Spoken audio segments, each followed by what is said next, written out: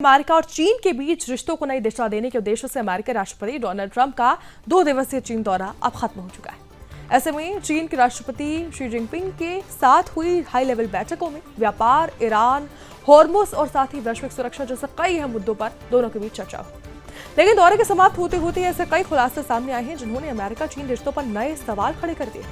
सबसे बड़ा विवाद उस अमेरिकी सीक्रेट रिपोर्ट को लेकर खड़ा हुआ है जिसमें दावा किया गया कि चीन की कुछ कंपनियां तीसरे देशों के जरिए ईरान को हथियार पहुंचाने की कोशिश कर रही हैं। हालांकि इस बात की आधिकारिक पुष्टि अभी तक नहीं हुई है। हथियारों की सप्लाई वास्तव में शुरू की है नहीं की है ये नहीं पता, लेकिन इस रिपोर्ट ने वॉशिंगटन में हलचल जरूर बढ़ा दी।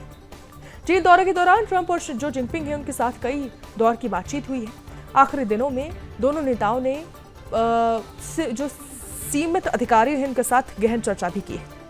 ये वही परिसर है जहां पर चर्चा हुई जहां चीन की कम्युनिस्ट पार्टी का शीर्ष नेतृत्व रहता है, काम करना रहता है। बातचीत के दौरान व्यापारिक जो संबंध है उनको मजबूत करने, निवेश बढ़ाने और वैश्विक तनाव कम करने पर चर्चा हुई। ट्रंप ने दावा भी किया कि अमेरिका कंपनी जो है बोइंग से 200 विमान खरीद सकता है और साथ ही अमेरिकी तेल आयात बढ़ाने पर भी सहमति हो सकती है। हालांकि इस पर अभी कोई आधिकारिक पुष्टि नहीं हुई है। इस दौरे में कई बड़े कारोबारी चेहरे भी शामिल रहे हैं। एलन मस्क रहे, साथ ही जिनसन भी रहे, तमाम दिग्गज आए।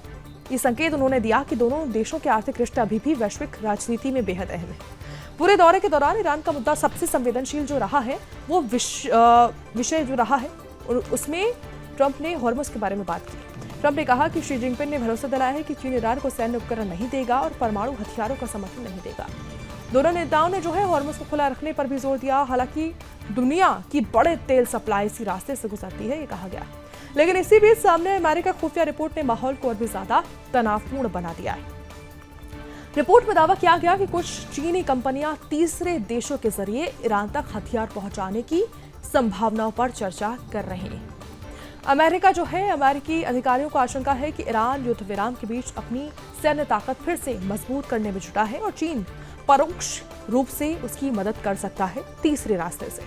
हालांकि ये साफ नहीं है कि इन गतिविधियों को चीन सरकार की मंजूरी मिली थी या फिर नहीं, लेकिन अब सवाल तो खड़े हो ही रहे हैं रिश्तों के ऊपर।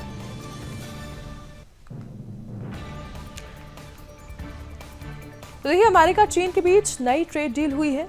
रिश्ते मजबूत करने की कोशिश है।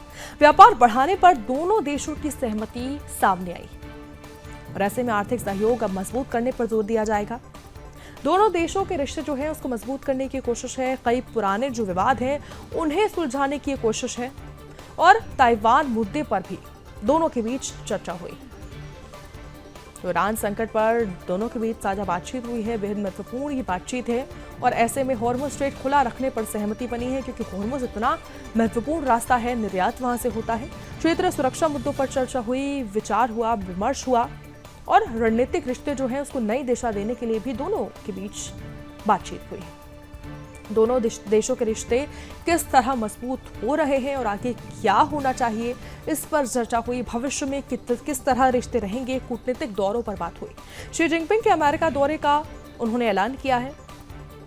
वैश्विक तनाव कम करने पर दोनों के बीच चर्चा हुई। जिस तरह भी अमेरिका, इजराइल और ईरान के बीच स्थिति बनी हुई है उस पर चर्चा हुई। हॉर्मुज ना बंद हो, इसको लेकर भी दोनों देशों के बीच बातचीत हुई है।